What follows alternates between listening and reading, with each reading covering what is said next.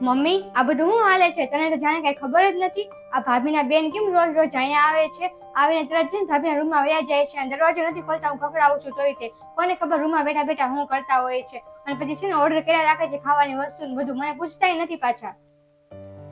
હું અહીંયા હું લેવા આવી છું મમ્મી? ભાભીના બેન આવીને રોજ અહીંયા રાજ કરે છે અને મને કોઈ પૂછતુંય નથી મમ્મી. હું એટલે અહીંયા આવી હતી. તું છે ને ઘરમાંથી કાઢ, તું કઈ બોલતી નથી એટલે બધું આ વધતું જાય છે.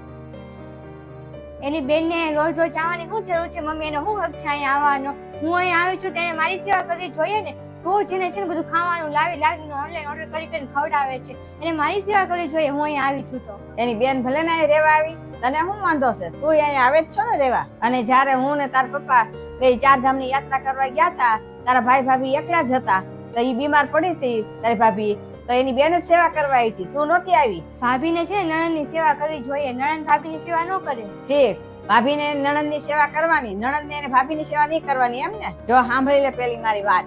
તારા ભાભી ગમે એને આ ઘરે બોલાવે ને તો તારે એમાં નહીં બોલવાનું કાંઈ. ઈ છે ને એનું ધ્યાન રાખશે અને મારું ધ્યાન રાખશે ને એને ઈ બોલાવશે, અને તારે જેટલા દી આ રહેવું હોય ને એટલા દી રે. હું કાંઈ તને કહેતી નથી.